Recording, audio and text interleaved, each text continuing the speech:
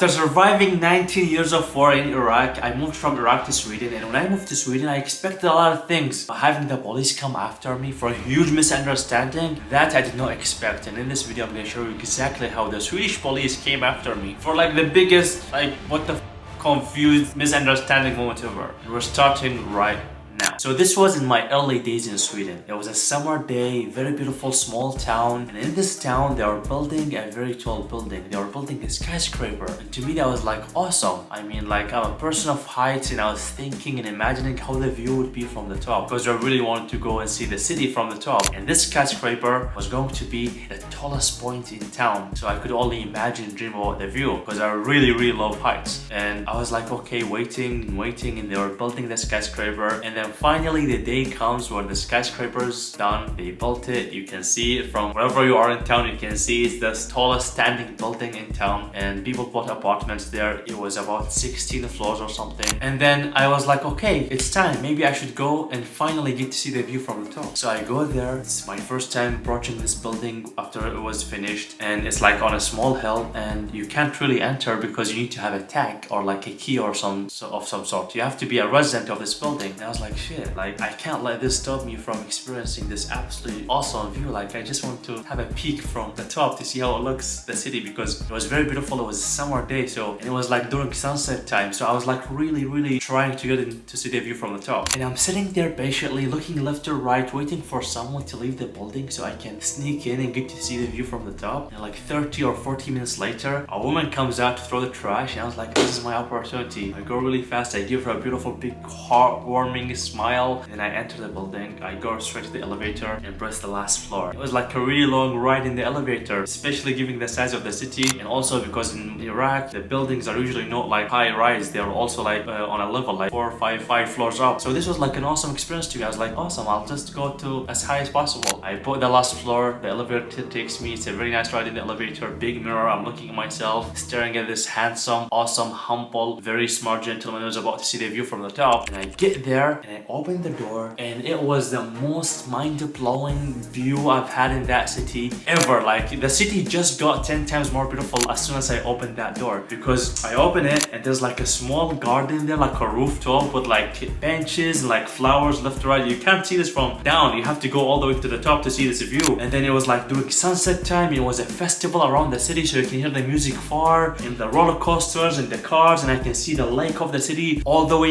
from the view, and I can see everything. I'm like having like this bird eye view of the city. Everything is just like a playing field of like these small town buildings, you know, like the green trees, and the sun is setting, and you can see the clouds are changing colors with the sunset. It was magical. I was like, oh my god, I could just stay here the entire night. Maybe I should sleep on this roof. It would be an absolutely amazing experience. So of course, me being me, a sunset lover, I grab my phone and I start filming all around the building, all around the city. I'm filming all these views, zooming into the sunset, enjoying every single moment, and I was literally mesmerized. I was shocked of how beautiful it was, especially given me coming from Iraq. We did not have that many beautiful views in my town, so this was like, I don't know, it was like opening the gate to heaven. I was like, wow, that is absolutely incredible. So in Iraq, our houses, we don't really have a fence around the rooftop. Like, it's a small fence, so I could just like go and walk around it on the edge of the house. And then in this building, it was the same, because it was the first time for me to, I don't know, get to a rooftop in Sweden and walk around it. So I was walking on the edge of the building as I'm filming all these like awesome stories to show the view, to show how everything is. And I see like the car, I see the police car moving, I see the birds, I see like the people having fun in this festival, you know. You can see everything. It's very amazing at the top. And I'm filming all these stories, and as I'm filming and like showing the view, I look down and there's like 2 police trucks, you know, the one that looks like an ambulance with another police car, like a normal one, and then 2 ambulance sized ones, and like, I don't know, many police people downstairs, down the building. Like, I was like, what the is happening? Like, why are people like, maybe it's an evacuation, maybe there's like a fire started inside the building and they're evacuating and I have to run, you know. Like, I'm thinking about all of these dramatic scenarios, and I was like, what the hell is happening? And as soon as I'm processing the situation, telling myself that I should evacuate, the moment I look down, the door that opens to the roof slams open, and like 4 policemen, 2 policemen actually, 2 police women enter the building, and everyone's telling me, calm down sir, don't do it, it's okay, like with the Swedish, but like, relax, it's all okay, just don't be crazy, there's like more blah blah blah. And it's like, what is happening? Like, they're trying to calm me down. And I was like, I'm so confused. They're like really passionate about like helping me. And I was like, what the hell is going on, bro? Like, let me film the sunset. Like, what's happening? Is it a fire? And then apparently, oh, this is a shocker. Apparently, as I was walking around this building on the edge, the cars in the street, their view was someone who's about to jump. Like walking on the side of the building, they thought I was about to commit suicide. And they called the police. The police came hurrying up very fast, very kind, very, I don't know, nervous, very scared, very caring that I was about to commit suicide. They were trying to calm me down to not jump off the building and cause a traumatic scene. And I was like, what the hell is going, like how could you even pass? I mean, I understand it makes sense, but in Iraq, we don't really think that way. If someone is on the rooftop, we would never guess that they want to jump. We just think that they're trying to, I don't know, they're idiots or like they're trying to get a nicer view or like they just don't care about safety in general. Like we wouldn't think about suicide in general. So it never occurred to me that this would be the view to them, that if I'm walking on the edge, it means that I'm trying to jump, because I was like, not like on the edge looking down and like thinking, seeming sad or anyway. I was like, you know, like with a big smile filming, like, yeah, so cool, so cool. Like I seemed happy, not someone who's trying to commit suicide. And then I'm explaining to this to the police, I'm like, no, relax, like I'm not really trying to do anything. I'm just really enjoying the view. Like I really love the sunset. I was filming and like I'm just here to enjoy the scenery. And like it's like a few minutes of silence. Everyone's like, the police are looking at each other, looking at me, I'm looking at them, and it's like we're all on the rooftop and like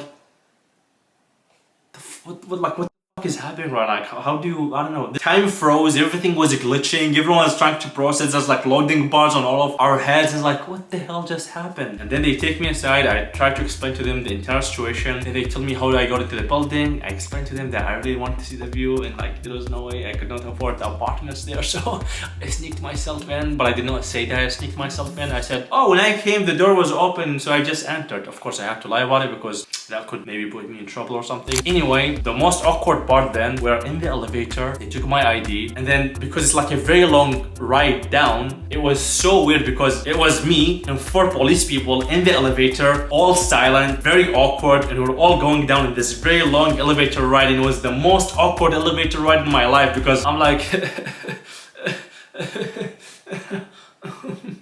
like the police are like, how are they going to explain to their friends down there that this entire thing was just a guy trying to have some nice sunset pictures? And then like midway through the ride of the elevator, I'm showing them like to show proof that I was actually doing that. I was like, look, I actually took a video of the sunset. I'm showing the sunset, I'm showing the city. It's a very beautiful sunset, don't you think? Look, it's absolutely amazing. Not right? The policeman is like,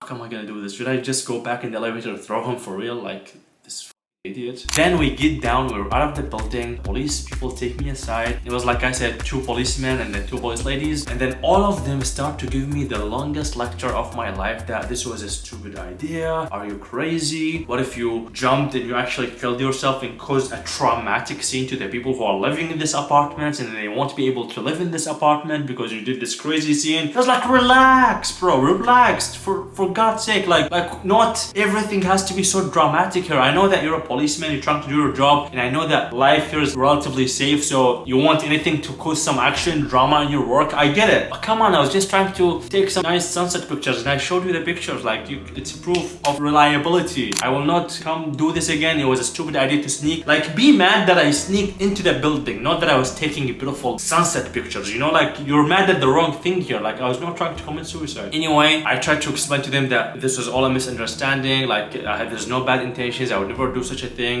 The police guy got it. Like, he was like, okay, understandable, don't do this again, blah blah blah. They took my ID, my information, and so on. But then the police lady went psycho on me. She was like, you can do this in your home, you can do this in other touristic countries. When you go abroad, you can do this stupid stuff, but here it's a very small town, you should not do this. And I was like, chill, relax, you're right, lady, you're right. Like, this is my first time here. This, like, the last thing I was thinking about is like to hurt or annoy some people. And she was like yapping and yapping and yapping. She went crazy on me. Even the guy, like, I was looking at the police guy behind, I was like, oh, it's fucking, he was like he was understanding that she's going psycho. I don't know, she's probably having a breakup or some shit. She won't take me into the station to like, I don't know, put me in prison or whatever, or like lock me or whatever. I don't know what's the procedure, but they want to lock me in. And then he called her down, he told her, okay, he will never do it again, relax, it's okay, this whole situation is resolved. And then they ended up banning me from that building for life. I'll show you the building. And then, of course, I never went to that building again, but I got my awesome pictures. I think at the end of the day, you have to be the best at something, and that makes me the best at being banned for life from this only tall building in this very small town where there's not a lot of people who get banned for life except me in this building, which makes me the best at it. That's something. Anyway, that is how I almost got arrested in Sweden for a huge, massive, weird misunderstanding. But if you love this video, I am sure you will love the other videos I made about my culture shocks and trying to fit in Sweden. Where I have a lot of stories just like this, where the entire situation is just so weird and confusing that everyone's just like, what the hell is happening? And I'm sure you will absolutely love those videos. So without further ado, you can watch them here. I will leave the playlist of the videos here and you will absolutely enjoy them. So I cooked this just for you. So enjoy and see you